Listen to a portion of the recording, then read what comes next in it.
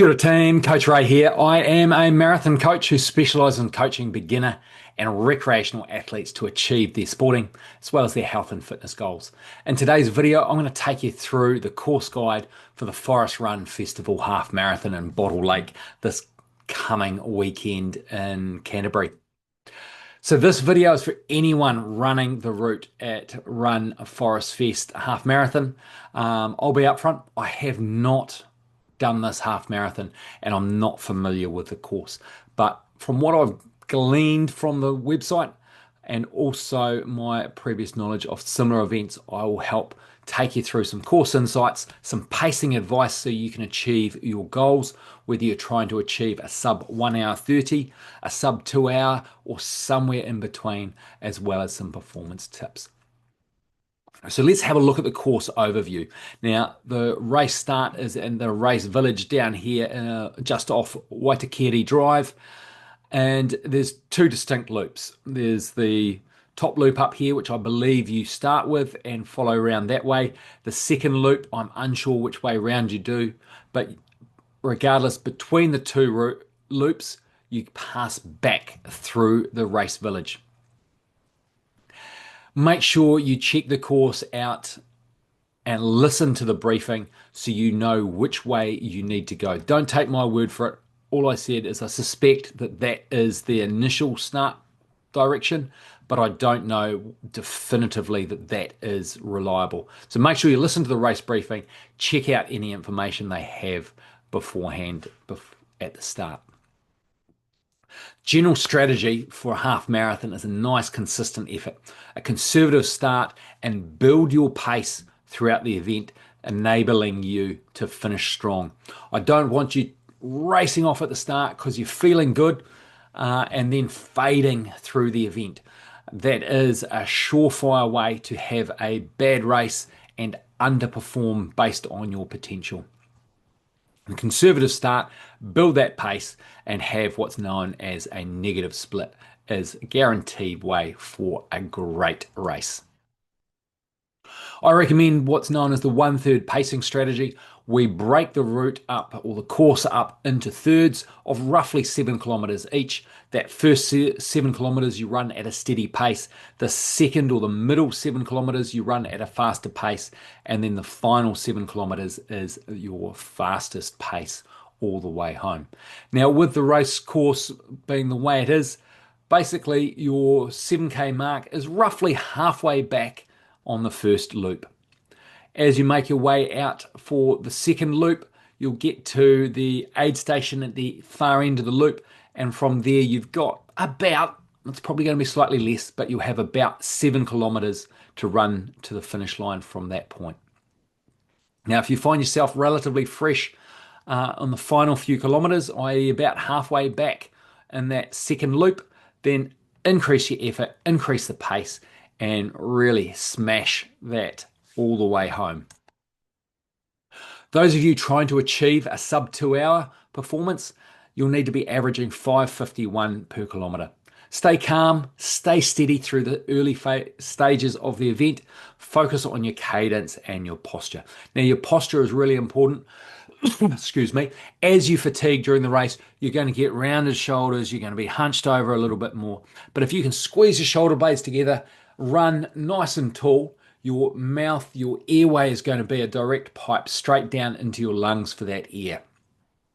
Whereas if your shoulders are rounded over, you're going to close off that airway and make it more challenging for you to get oxygen into your body. So nice tall posture. Even think about that at different points during the run. Self-talk to yourself about a tall posture. That will mean if you can keep at that tall posture, get that oxygen going in, you will be able to run a whole lot easier because you're delivering that oxygen through the lungs into the body to those running muscles. So those of you trying to achieve the sub 2 hours, start with the first 7 kilometers, aiming for 5:50 per kilometer. Use your Apple Watch, your Garmin, your Sunto, your Polar, whatever brand you've got, to work out where that 7K mark roughly is and track your pace up until that point.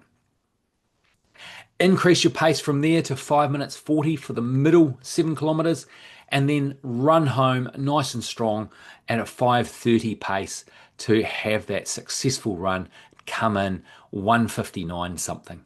That would be really awesome to achieve.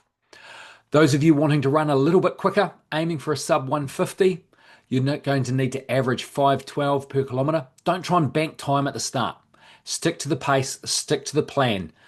Running fast at the start is going to have you tired and you'll fade in the later stages of the race. Back off nice and early, stay strong through the middle sections, through the aid stations, and watch for that pace drift later on. Start off with a pace of 5:20 per kilometre.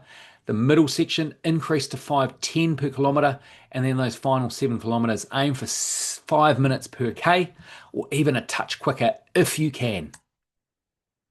For those looking to be under 140, you're going to need to average 4:44 per kilometre. Stay relaxed early, hold that rhythm. If there's other runners of similar ability about, use the groups of them. If possible, stick together, work together, and then focus for those last 5Ks. That's where you're going to be the most tired. Make sure you hold on to that focus. So initially, aim for 4:55 per kilometre for that opening 7Ks. Through the middle section, you're increasing to 4:45, and then the final 7 kilometres, aim for 4:35 all the way home, keeping that nice and consistent. Now, for those wanting to run a little bit quicker again and be under 130, it's more than achievable on this course. There's nice, firm, hard running surface. Even though you're off an asphalt road, it's still good conditions for running fast. You'll need to hold a 4:15 pace to get through comfortably under that 130 with a little bit of a fudge factor. Have a controlled start, strong through the middle, and then tough through to the finish. I want you to sit in, hold back, be really conservative to start with, and then surge through to the finish as you get closer to the end. If you normally train with heart rate or running power, reach out and have a chat about what your goals are, what you're trying to achieve with those metrics, and we'll try and see if we can get you that 130 goal. Those of you using pace for your training and racing, aim for the opening 7 kilometres of holding 4 minutes 25 per K, increasing that to 4:15 through the middle section. Those final 7 kilometres, you're aiming for 4:05 to finish with. Excuse me. All right, what I recommend, regardless of your goal, is to sit down the night before, 2 nights before, and actually work through your race plan. Work out a whole lot of different scenarios that could occur. To help you with this, I've got a self-psych form. Now, you can use the link down in the description to download it for free, print it off, and then use good old-fashioned pen or pencil and write your answers on paper. That will help cement it into your head so that if one of those outcomes was to occur during the race, then you've already got a stronger connection to remember that by writing it down. The self-psych form will help you develop your race plan. What are you going to target? What are different parts of the course going to entail? What if something goes wrong? It'll help work you through the whole process so you've got that good, sound plan ready to go. Now, on top of that, I do recommend spending some time visualizing yourself running through different parts of the course, finishing strong, coming underneath that finish line in the time that you want to achieve. Those visualizations are a really important step of preparing for the event. I also recommend, as I sort of touched on with the 1/3 pacing plan, to break the race into chunks. Now, whether you break them into 3 7 and a bit K chunks, or maybe you do it into 4 5 and a bit K chunks, breaking the race into those segments will help you tick them off mentally as you make your way through.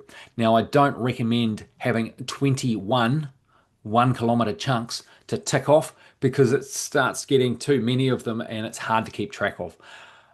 Bigger chunks, 5Ks, 7Ks, you've only got 3 or 4 of them to tick off in your head, and they don't take too long to get through. Also recommend having a mantra or something you can refer back to help you. One I often use is when the going gets tough, the tough get going. This reminds me, it's easy to remember when the going gets tough, it helps me refocus and put that energy into getting out of the tough section I've found myself in and lifting that performance as I continue to move towards the finish line. So nutrition and hydration, they've got peak fuel electrolyte at the aid stations. Now there are 3 aid stations, one at the far end of each of the loops and one in the race village. So you'll come back through that in the middle as you go from one course onto the next, or one loop onto the next loop. The weather forecast for next Sunday is partially cloudy with light winds.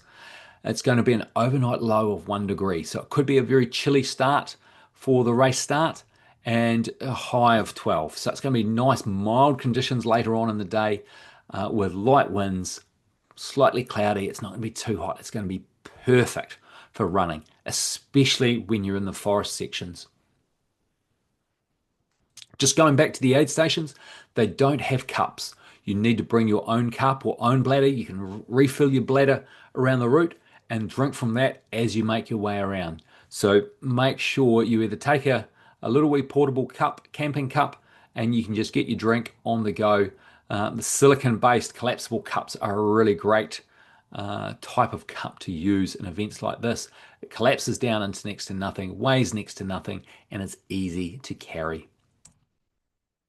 So race morning, make sure you've got your key things you need. Your running shoes are going to be key. A cap or a beanie, depending on what you prefer running in on the cooler mornings. Some sunglasses. Don't forget your race number. Some warm clothes for before and after the race. Now, at the race village, there is a bag drop, so make sure you take advantage of that, and then you can leave all the stuff that you don't need to take with you during the event. You can leave them behind. You can get it nice and easily after you finish the race. Now, for those of you that are wanting to achieve a fast time, I recommend a thorough warm-up with plenty of time before the race starts. So you're well warmed up and you're straight into hitting that pace that you need to hit.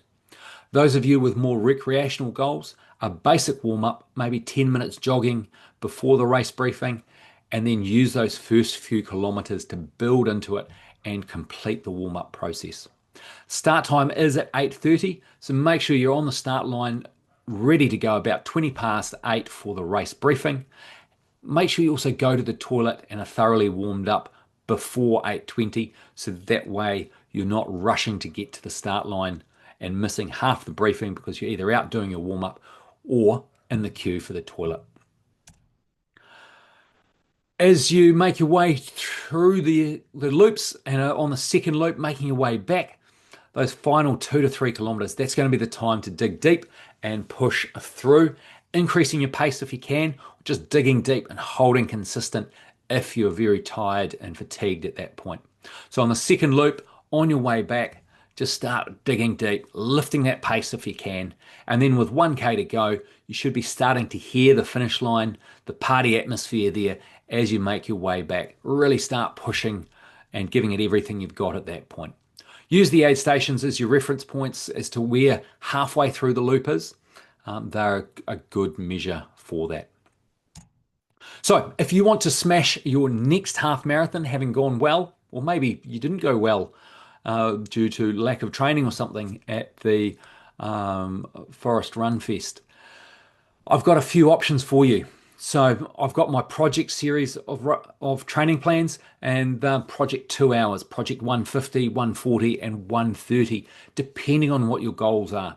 And there's 2 variations of these plans, a 10-week and a 20-week plan to optimize your performance based on where you are currently at. For those that want some strength training to complement their run training, my Run Strong, Build Strength for faster, more efficient running. There's a few different variations of this program, but my most popular one is my 12-week with 3 gym sessions, building up that strength to keep you more injury-free and resilient with your run training. I've also got a 24-week training plan starting on 1st of September, preparing for the Buller Gorge Half Marathon. Now, this is arguably the most scenic road marathon and half marathon in the country, if not the most scenic half marathon and marathon, trail included. It's Yeah, I just love doing that race. So I've got a 24-week training plan for that starting 1st of September. Links for all these training plans are down in the description. And if you want something a little bit more personalized or want to discuss the training plans with me, reach out to me on Instagram. I'm easy to find at coach_Ray_NZ, or send me an email to coachray@coachray.nz. I've got options, so depending on what your goal is, where your fitness is currently at, I can help you achieve that goal.